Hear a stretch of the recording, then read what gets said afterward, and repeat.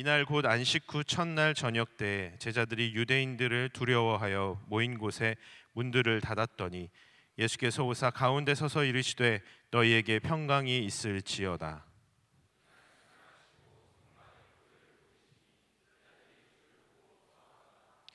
예수께서 또 이르시되 너희에게 평강이 있을지어다. 아버지께서 나를 보내신 것 같이 나도 너희를 보내노라.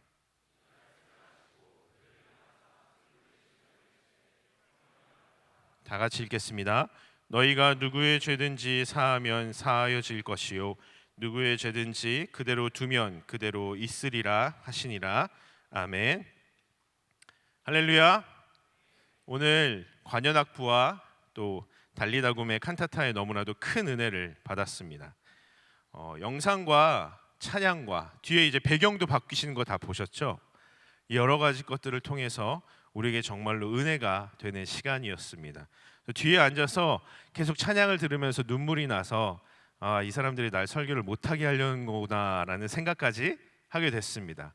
그런데 여러분들께 너무 죄송한 거는 오늘 사실 이렇게 황대성 목사님께서 이렇게 귀한 자리에 함께 해주시고 같이 참석해 주셔야 우리 관현악부나 달리다굼 이런 여러 형제 자매들이 더 은혜를 받고 위로를 받을 텐데 들으신 분들은 아시겠지만 지금 코로나 때문에 격리 중에 계셔서 어쩔 수 없이 제가 올라오게 되었고 그 부분은 깊은 아량으로 받아주시면 감사하겠습니다. 그리고 여러분들도 다 같이 황대성 목사님 빨리 회복하시고 우리가 있는 이 자리로 다시 돌아오실 수 있도록 기도해 주시면 감사하겠습니다. 여러분, 우리 오늘은 무슨 날입니까? 예수님께서 십자가에 달려 돌아가시고 부활하시기 전 무덤에 계신 날입니다. 여러분, 그럼 십자가가 뭘까요? 십자가가 뭡니까, 여러분? 십자가는 사실 로마 시대의 사형 집행 도구 중에 하나입니다. 이 사형 집행 도구는 굉장히 잔인합니다. 사람을 서서히 죽입니다. 사람을 서서히 아주 고통스럽게 죽이는 사형 집행 도구입니다. 그리고 이 사형 집행 도구는요, 사람을 굉장히 수치스럽게 만듭니다. 모욕을 주면서 죽이게 되는 것이죠. 그래서 이 십자가에 달려 죽은 사람은 자기가 죽을 때까지 끊임없이 고통을 받으면서 끊임없이 모욕과 수치를 당하면서 죽음을 맞이하게 되는 것입니다. 그런데 여러분, 우리는 이 사형 집행 도구에, 이 십자가에 우리가 구원자라고 말하는, 우리가 주님이라고 부르는, 우리가 그리스도라고 말하는 그 예수님께서 이 십자가에 달려 돌아가셨습니다. 그러면 여러분, 다시 한번 묻겠습니다. 우리에게 십자가가 무엇입니까? 십자가는요, 이 얘기만 들으면 우리에게 굉장히 수치스러운 것입니다. 모욕적인 것입니다. 우리의 수치와 모욕의 상징이 바로 십자가가 되는 것입니다. 그렇지 않습니까? 우리의 구원자가 여기서 비참하게 돌아가셨습니다. 우리의 그리스도가, 우리의 주님이 이곳에서 고통스러운 죽음을 맞이했기 때문입니다. 그런데 여러분, 우리는 실제로 십자가를 바라보면서 무엇을 생각하고 무엇에 대해 이야기를 합니까? 우리는 십자가를 보면 사랑을 떠올립니다. 희망을 이야기하고요, 생명과 소망을 말하고 있습니다. 그리고 십자가는 우리에게 수치와 모욕의 상징이 아닌 구원의 상징이 됩니다. 정말 이상한 일이죠. 그렇다면 우리는 왜 이 사형 집행 도구에 불과한 십자가를 보면서 사랑을 이야기하고 희망을 이야기하고 생명과 소망을 이야기하는 걸까요? 여러분, 예수님이 십자가에 달리시기 전에 어떤 일들이 일어나신지 잘 알고 계십니까? 오늘 그것을 조금 자세하게 다루고자 합니다. 예수님께서 십자가에 달리시기 전에 평소와는 조금 다르게 행동하십니다. 평소에 예수님께서는 기도하러 가실 때 늘 새벽 이른 시간에 혼자, 아니 그러면 무리들과 있다가 따로 떨어져서 하나님 앞에 기도하러 갔습니다. 그렇죠? 성경이 우리에게 그걸 말해주고 있습니다. 그런데요, 이상하게 돌아가시기 전에, 십자가에 달리시기 전날은 제자들에게 함께 있어 달라라고 요청을 하십니다. 그리고 제자들에게 약한 모습을 보이십니다.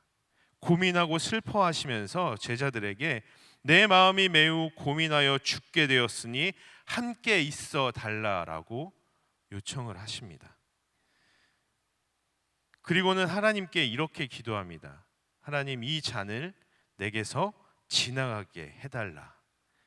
하나님의 뜻에 반대되는, 하나님의 뜻에 반하는 기도를 하게 된다는 것이죠. 예수님이 언제 이런 기도를 하셨다는 기록을 보셨습니까? 십자가에 달리시기 전날 밤 예수님께서는 하나님 앞에 이 잔이, 할 수 있으면 이 잔이 내게서 넘어가게 해달라라고 기도합니다. 그리고 그 기도는요, 단순히 기도하신 게 아니라 우리가 잘 알고 있듯이 땀이 핏방울이 같이 되도록 간절하게 기도하셨습니다. 얼마나 간절히 기도했던지 그 땀이 핏방울처럼 나올 정도로 간절하게 기도하셨습니다. 그런데 여러분, 그 기도가 어떻게 됐죠? 그 기도는 하나님 앞에 응답되지 않았습니다. 하나님은 그 기도를 거절하셨습니다. 그 기도를 들어주시지 않으셨죠. 그런데 여러분, 하나님 앞에 예수님은 어떤 분이셨습니까? 하나님께서 너무나도 사랑하셨던 독생자였습니다. 외아들이었죠. 예수님께서 요한에게 세례를 받으시던 날 하나님께서는 하늘에서 직접 이렇게 말씀하십니다. 이는 내 사랑하는 아들이요 내 기뻐하는 자라. 사랑하는 아들이고 기뻐하는 자라. 하나님께서 직접 모든 사람들 앞에서 말씀하신 것입니다. 그런데 하나님께서는 이 사랑하는 독생자의 기도를 거절하신 것입니다. 기도를 마치자 어떤 일이 벌어졌죠? 가롯인 유다가 자기를 팔아 넘기게 됩니다. 스승인 자신을 제자인 가롯 유다가 팔아 넘기게 되는 것이죠. 그렇게 군중 앞에 서게 됩니다. 예수님들은 수없이 많이 모인 군중 앞에 서게 됩니다. 그리고 그들에게 온갖 모욕과 수치를 당하게 되십니다. 그럼 여러분, 그런 일이 벌어지고 있을 때, 그러한 일들이 예수님 앞에 벌어지고 있을 때 제자들은 어디서 무엇을 했을까요? 예수님 옆에 서 있었나요?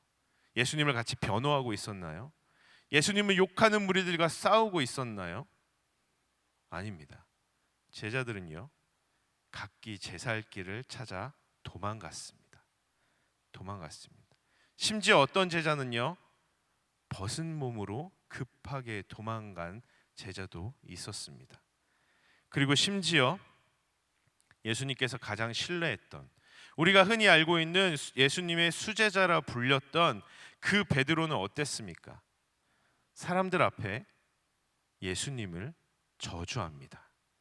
예수님을 저주하면서 맹세컨대 나는 저자를 알지 못합니다 라고 예수님을 무려 3번이나 부인합니다. 그렇게 예수님은 십자가에 달리셨습니다. 그리고 십자가에서 예수님은 하나님을 향해 이렇게 외칩니다. 나의 하나님, 나의 하나님, 어찌하여 나를 버리셨나이까? 여러분, 이 예수님의 외침이 별로 특별하게 들리시지 않으신가요? 근데 우리가 성경 말씀을 찾아보면 이 말씀이 얼마나 가슴 아프게 우리에게 우리의 마음을, 심령을 두드리는지 모르겠습니다. 예수님은요, 하나님을 부를 때 아버지라 부르셨습니다. 아버지라 부르셨습니다. 나의 아버지가 나를 보낸 것처럼 나도 너희를 보내노라. 아버지라고 표현하셨습니다. 그런데 여러분, 여기서는요, 나의 아버지가 아닌 나의 하나님이라고 불렀습니다. 십자가 위에서의 고통이 얼마나 컸으면 나의 아버지라고 부르지 못하고 나의 하나님이라고 예수님이 불렀다는 것입니다. 그렇게 예수님께서는 십자가에 돌아가셨고 무덤에 묻히게 되었습니다. 무덤은 몇 사람의 성인 남성이 붙어도 옮기기 힘들 정도의 큰 돌로 그 입구가 막히게 되죠. 그렇게 모든 것이 끝난 줄 알았습니다. 다 끝난 줄 알았습니다. 그런데 여러분, 여기서 예수님의 이야기가 끝났다면, 여기서 이야기가 끝나고 더 이상 예수님의 이야기가 쓰여나가지 않았다면 정말로 십자가는 우리에게 수치와 모욕의 상징이 되었을 것입니다. 그 십자가 모양만 봐도 다 부셔버리고 싶을 정도로 우리에게는 수치와 모욕의 상징이 되었을 것입니다. 십자가만 봐도 우라가 치밀고, 십자가만 봐도 화가 나고, 십자가는 봐도 견딜 수 없는 분노를 느꼈을 것입니다. 아니요, 아마 여기서 이야기가 끝나버렸다면 우리는 이 자리에 모여있지도 않을 것입니다. 모여있을 이유가 없기 때문이죠. 예수님을 믿는 사람들은 없었을 것입니다. 기독교란 건 생기지도 않았을 것입니다. 십자가는 지금 다른 사람들이 알고 있듯이 그저 로마 제국의 고통스러운 사형집행 도구로 모든 세상 사람들에게 기억되고 끝나버렸을 것입니다. 그러나 예수님의 이야기는 그 금요일에서 끝나지 않은 줄 믿습니다. 거기서 끝난 것이 아닙니다. 금요일에서 머물러 있지 않았습니다.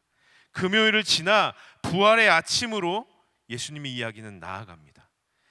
금요일에 머물지 않고 부활의 아침을 향해 그 이야기는 계속해서 쓰여져 내려갔습니다. 예수님께서는 우리를 죄와 사망에서 건져내시기 위해, 구원해내시기 위해 그 죄와 사망을 이기시고 부활하신 줄 믿습니다. 그런데 여러분, 제자들은 아직 금요일 날 그 시간에 머물러 있었습니다. 아직 그 금요일, 그 어두운 시간에 그대로 머물러 있었습니다. 오늘 읽은 본문에 뭐라고 나와 있나요? 19절에 보면 제자들이 유대인들을 두려워하여 모여 있는 곳에 모든 문을 닫아놓고 있었다라고 기록하고 있습니다. 제자들은요, 자기가 따랐던 그 예수님께서 십자가에 고통스럽게 달려 돌아가시는 모습을 보자 두려워졌습니다. 왜 두려웠을까요? 나도 저렇게 죽을 수 있겠구나 라는 생각이 그들을 두렵게 만들었을 것입니다. 그래서 그들은 혹시라도 유대인들이 자신들을 다 찾아내서, 야, 저 사람도 예수님을 따라가는 걸 내가 봤어, 야, 저 사람도 예수님의 제자야 라고 말하면서 자기를 쫓아와 자기도 예수님처럼 십자가에 매달아 죽일까 봐 그들은 유대인들이 두려워서 한 집에 모여 온 방문을 다 꽁꽁 닫고, 빛 하나가 혹시라도 새어나갈까 봐 모든 창문과 문을 다 굳게 걸어 잠그고 그 안에 두려워 떨며 있었던 것입니다. 그들은 여전히 예수님이 돌아가신 금요일에 머물러 있었던 것이죠. 의심이 많았던 도마는 어땠습니까? 부활하신 예수님을 만났다고 같은 제자들이 이야기를 해줘도 그는 이렇게 얘기합니다. 내가 그의 손에 못자국을 보며 내 손가락을 그 못자국에 넣으며 내 손을 그 옆구리에 넣어보지 않고는 믿지 않겠다라고 이야기를 합니다. 의심이 많았던 도마는 예수님이 부활하셨음에도 불구하고 아직도 예수님이 돌아가시던 그날 금요일에 머물러 있었던 것입니다. 그럼 여러분, 예수님을 3번이나 저주하며 나는 저 사람을 모른다 맹세하며 부인했던 베드로는 어떨까요? 그는 다시 고향으로 돌아가 어부의 생활을 하게 됩니다. 다시 어부의 생활을 하게 됩니다. 예수님이 베드로에게 뭐라고 말씀하셨죠? 너는 이제부터 사람을 낚는 어부가 될 것이다 라고 이야기하셨습니다. 그런데 베드로는 그 예수님이 주신 사명마저 잊어버리고 그 모든 사명을 잃어버린 채 고향으로 돌아가 다시 물고기나 낚아 올리는 어부의 삶으로 돌아가 버린 것입니다. 그런 베드로 앞에 예수님께서 나타나셨습니다. 부활의 예수님이 그 베드로 앞에 나타나신 거예요. 그런데 베드로가 어떻게 행동했을까요?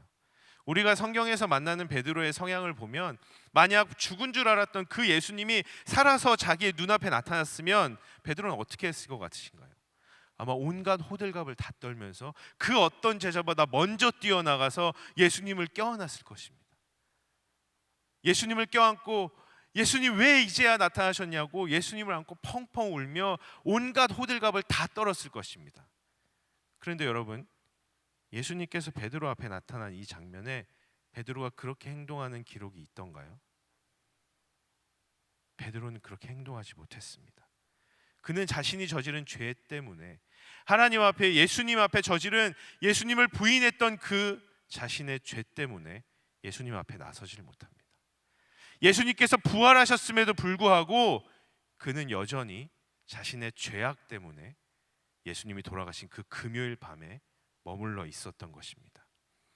이처럼 두려움과 고통과 고난과 의심과 죄악 가운데 갇혀서 부활의 아침으로 나아오지 못하고 있는 그들에게 예수님은 어떻게 하셨을까요? 그냥 그들을 그 절망적인 금요일 저녁에 머물게 두셨을까요? 아닙니다. 예수님께서는요, 그들을 부활의 아침으로 초대하시는 줄 믿습니다. 오늘 우리가 함께 읽은 본문 말씀의 뒤편에 보면 뭐라고 나와 있죠? 예수님께서는 두려움 가운데 떨고 있는 그들에게 나타나셔서 이렇게 이야기하십니다. 평강하라, 평강하라. 두려움에 떨고 있는 그 제자들에게 먼저 손을 내밀어 주시면서 이제 부활의 아침으로 나아오너라. 금요일은 이제 끝났다. 금요일에 더 이상 머물러 있지 말고 나와 함께 부활의 아침으로 나아오너라. 그러니 이제 너희 평강하라라고 예수님께서 제자들에게 말씀하십니다. 그리고 그 움츠러든 잔뜩 주눅 들어있는 유대인들이 무서워서 밖으로 나가지도 못하고 집안에 갇혀만 있는 그들에게 예수님께서는 이렇게 말씀하십니다. 아버지께서 나를 보내신 것 같이 나도 너희를 보내노라 라고 말씀하시면서 그들에게 그들이 가져야 될 사명을 다시 한번 일깨워 주시는 줄 믿습니다. 의심이 많은 도마에게는 예수님께서 어떻게 하셨을까요? 의심이 많은 도마에게 예수님께서 직접 나타나셔서 이렇게 얘기하십니다. 내 손가락을 이리 내밀어 내 손에 보고 내 손을 내밀어 내 옆구리에 넣어보라. 그리하여 믿음 없는 자가 되지 말고 믿는 자가 되라 라고 말씀하십니다.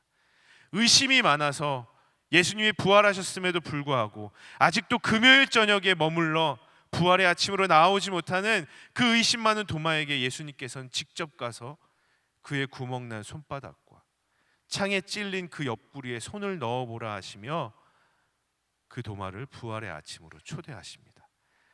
그렇게 예수님의 못자국 난 손가락에 그리고 창에 찔린 그 옆구리에 손을 넣어본 도마는 주님 앞에 엎드려 나의 주 나의 하나님이여 라는 고백을 하게 되는 것입니다. 그러면 자신을 3번이나 부인한 베드로에게는 어떻게 하셨을까요? 베드로는 부활의 예수님이 자신 앞에 나타났지만 자기가 저지른 죄악을 자기가 너무나도 잘 알기 때문에 내가 너무나도 사랑하는 예수님이 내 눈앞에 다시 나타났음에도 불구하고 차마 나아가지 못하고 있었습니다. 그런 베드로에게 예수님께서는 직접 아침밥을 만들어 주십니다. 그에게 먹게 하십니다. 그리고 베드로에게 이렇게 말씀하십니다. 베드로야, 내가 이 사람들보다 나를 더 사랑하느냐. 이 한마디가 베드로의 마음속에 있는 그 모든 죄악으로 인해 짊어지고 있던 그 무거운 것들을 내려놓게 만들고 금요일에 머물러 있던 베드로를 예수님께서는 부활의 아침으로 다시 나아오게 만드신 줄 믿습니다. 그리고 거기서 끝난 것이 아니라 예수님께서는 베드로에게 내 양을 먹이라 라고 말씀하시면서 베드로가 감당해야 할 그의 사명에 대해 다시 한번 일깨워 주시는 줄 믿습니다. 사랑하는 청년부 여러분, 우리는 십자가를 위해서 아무것도 한 게 없습니다. 우리는 십자가를 위해서 아무것도 요구하지 않았습니다. 우리는 십자가를 위해서 아무런 노력도 하지 않았습니다. 우리는 십자가를 위해서 아무런 희생도 하지 않았습니다. 그렇지만 예수님께서는 우리가 요구하지 않았음에도 불구하고 우리가 노력하지 않았음에도 불구하고 우리가 아무런 희생을 하지 않았음에도 불구하고 우리를 위해 십자가를 지셨습니다. 여러분, 그렇기 때문에 우리에겐 십자가에 대한 아무런 권한이 없습니다. 우리에게는 십자가에 대한 아무런 권리가 없습니다. 우리는 요구하지 않았기 때문입니다. 노력도 하지 않았고 희생도 하지 않았기 때문입니다. 그런데요, 하나님께서는, 예수님께서는 우리를 너무나도 사랑하셔서 그 십자가에 있는 모든 것들을 우리에게 내어주신 줄 믿습니다. 그렇기 때문에 우리는 그 십자가에서 내려오는 모든 은혜를 받아 누릴 수 있게 된 줄 믿습니다. 그렇기 때문에 우리가 십자가를 보았을 때 그 가운데 우리를 향한 예수님의 사랑이 보이는 것입니다. 그렇기 때문에 우리가 십자가를 생각했을 때 그 안에 있는 부활의 희망을 이야기할 수 있는 것입니다. 그렇기 때문에 우리가 십자가를 생각했을 때 그 안에 있는 새로운 생명과 하나님께서 보여주신 놀라운 새로운 나라에 대한 소망을 말하게 된 줄 믿습니다. 이제 말씀을 정리하고자 합니다. 십자가에 달리시기 전 예수님에게 어떤 일이 일어났었죠? 겟세마네 동산에서 자신이 당할 고난을 놓고 하나님 앞에 기도했습니다. 땀이 피가 되어 떨어질 정도로 간절했습니다. 하지만 그 기도는 하나님 앞에 거절당했습니다. 그리고 함께 기도하러 갔던, 함께 있어 달라라고 말했던 그 제자들은 한시도 예수님과 함께 해주지 않았습니다. 그들은 모두 잠을 자고 있었습니다. 그리고 심지어 어느 한 제자는 예수님을 배반하여 팔아 넘기게 됩니다. 군인들에 의해 끌려간 예수님께서는 어떻게 되셨습니까? 군중들에게 온갖 모욕과 비판을 받고 추모를 당하셨습니다. 그리고 십자가형을 선고받았습니다. 그 시간 제자들은 무엇을 하였습니까? 그토록 예수님을 따라다니던 그 제자들은 어디에 있었고 무엇을 했습니까? 그들은 목자 없는 양같이 되어서 자신들의 살 길을 찾기 바빴습니다. 심지어 한 제자는 예수님을 저주하며 나는 그를 모른다라고 3번이나 부인하였습니다. 군인들은 예수님을 때리고 모욕하며 그의 머리에 면류관을 씌웠습니다. 그리고 십자가에 예수님을 못 박아 죄인들 사이에 세웠습니다. 예수님을 따르던 사람들은 혼란스러웠을 것입니다. 지금 일어나고 있는, 내 눈앞에서 일어나고 있는 이 일들이 무엇인지 그들은 알지 못했습니다. 그리고 두려웠습니다. 내가 구주라 고백했던, 내가 그리스도라 고백했던, 내가 주님이라 고백했던 그 자가 십자가에서 피를 흘리며 죽어가는 것을 보고 있었습니다. 사람들은 십자가 위에 예수님을 조롱하였습니다. 이스라엘의 왕이여, 당장 십자가에서 내려와 보라. 그럼 내가 너를 믿겠다.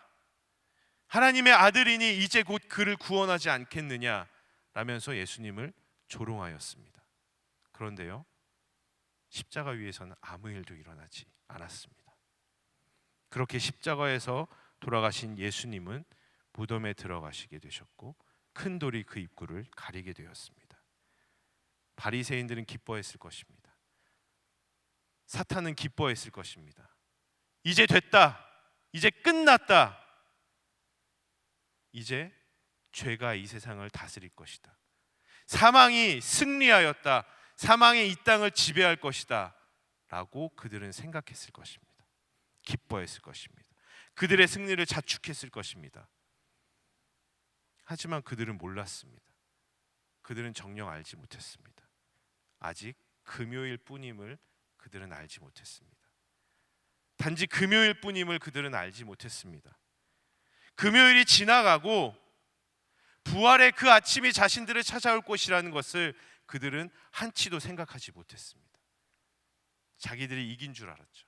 끝난 줄 알았죠. 승리한 줄 알았죠. 하지만 부활의 아침은 오고야 말았습니다. 그렇게 부활의 아침이 밝아왔을 때 예수님께서 그 돌문을 치우고 이기고 승리하셨을 때 모든 것은 뒤집어졌습니다. 모든 것은 달라졌습니다. 모든 것은 다 바뀌었습니다. 죄와 사망을 이기고 부활하신 예수님은 그의 죽음으로 우리를 살리셨고 그가 지심으로 우리에게 승리를 허락하신 줄 믿습니다. 사랑하는 청년부 여러분, 금요일에 머물지 말고 부활의 아침으로 나오기를 축복합니다. 예수님이 안 계신 것 같고 모든 것이 다 끝난 것 같고 슬픔과 고통, 고난, 시험, 자책함, 공허함이 우리를 그저 계속 금요일에 머물게 만듭니다. 우리가 당하고 있는 고난이, 우리가 당하고 있는 시험이, 나의 죄악들이 내 발목을 잡고 앞으로 나아가려고 하는 나를 놓아주지 않고 계속해서 그 금요일에 머물게 만드는 것입니다. 하지만 예수님께서는 제자들을 찾아와 그리하셨던 것처럼, 의심 많은 도마에게 찾아오셨던 것처럼, 자신을 3번이나 부인했던 베드로에게 오셨던 것처럼 오늘도 우리에게 오셔서 우리를 부활의 아침으로 초청하시는 줄 믿습니다. 그 부르심을 따라 십자가로 나아가면요, 우리는 그 십자가 아래에서 우리를 사랑하사 독생자를 죽음으로 내몰 수밖에 없었던 하나님의 슬픔을 맞이하게 됩니다. 우리를 사랑하사 모든 것을 다 내어주시고 그 위에서 고통당하시고 죽임당하신 예수 그리스도의 고통과 죽음을 만나게 됩니다. 그 십자가 아래에서 그 슬픔과 고통과 죽음을 만나게 되는 것이죠.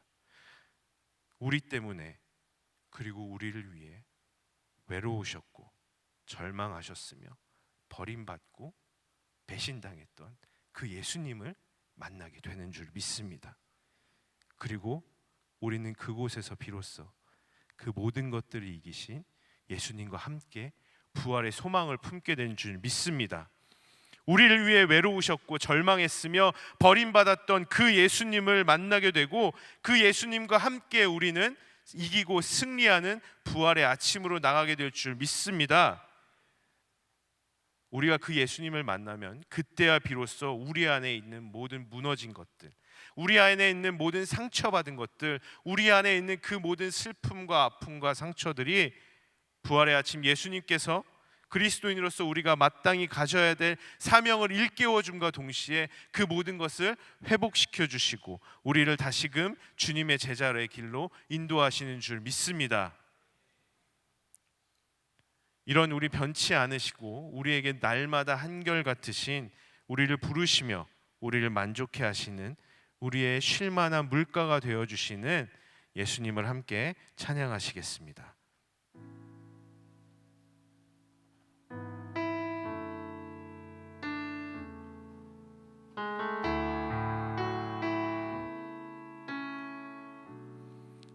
우리를 위해 십자가를 지시고 또 우리를 위해 부활하신 그 변치 않는, 우리에게 변치 않는 사랑을 보여주시는 예수 그리스도의 사랑을 생각하면서 우리 함께 찬양하시겠습니다. 무엇이 변치 않아, 무엇이 변치 않아, 내 소망이 되며 무엇이 한결같아, 내 삶을 품으리,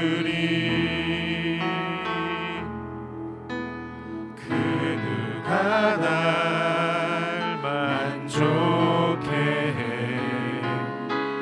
내 영이 쉬며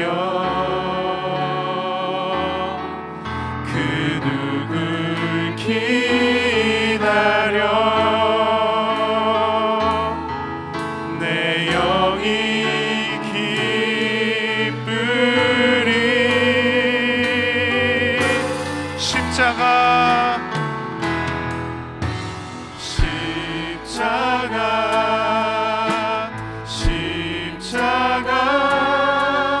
그 그늘 아래 내 소망이 있네. 십자가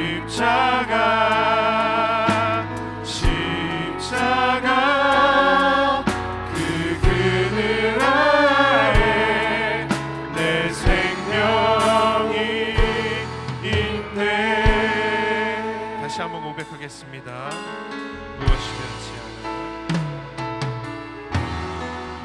무엇이 변치 않아, 내 소망이 되며 무엇이 한결같아, 내 삶을 품으리, 그 누가 날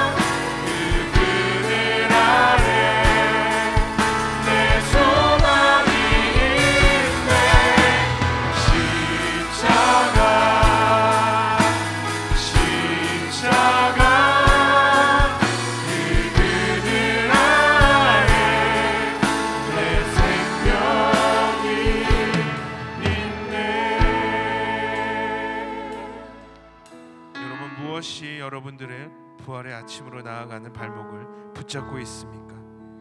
여러분, 모든 것이 다 끝난 것 같습니까? 슬픔이, 여러분들이 당하는 고통이, 고난이, 내 죄악이, 그로 인한 자책감이, 내 안에 있는 공허함이 여러분들을 금요일에서 놓아주지 않으십니까? 여러분, 부활의 아침으로 초대하시는 예수 그리스도의 음성을 들으시기를 축복합니다. 그 음성을 듣고 일어나 부활의 아침으로 나아가시기를 축복합니다. 이 시간 기도할 때 주님, 내가 변치 않는 주님께로 나아가기 원합니다. 부활하신 예수님을 만나기 원합니다. 그 주님을 만나 날 향한 예수님의 사랑 안에서 희망을 보며 소망과 생명을 이야기하게 해달라고, 날 만족시키는 하나님 앞으로 나아가게 해달라고 주여 3번 부르짖고 함께 기도하시겠습니다. 주여, 주여, 주여. 하나님 아버지, 내가 부활의 아침으로 나아가게 해주시옵소서. 주여, 내가 부활의 아침으로 나아가기 원합니다.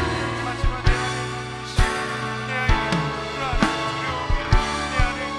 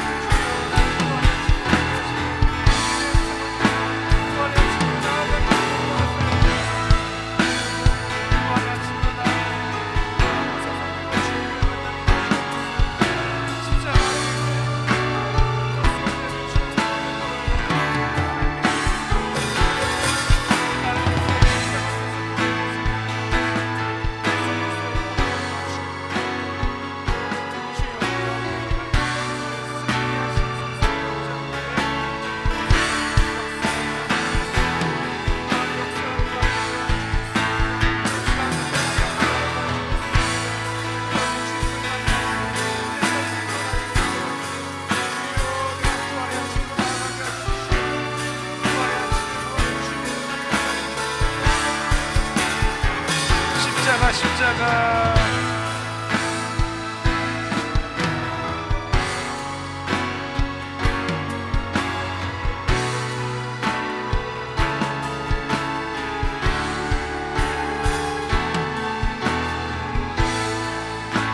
십자가, 십자가, 십자가, 그 그늘 아래 내 소망이 있네. 십자가, 십자가, 그 그늘 아래 내 생명이 십자가, 십자가, 십자가, 그 그늘 아래 내 소망이 있네. 십자가, 십자가, 그 그늘 아래 내 생명이 있네. 하나님 아버지, 우리가 금요일에 머물러 있지 않게 하여 주시옵소서. 내 슬픔이, 내 고난이, 내 죄악이 내 발목을 붙잡고 나로 금요일에 머물러 있게 합니다. 주님, 그 모든 나를 붙잡는 쇠사슬을 끊어 주시옵소서.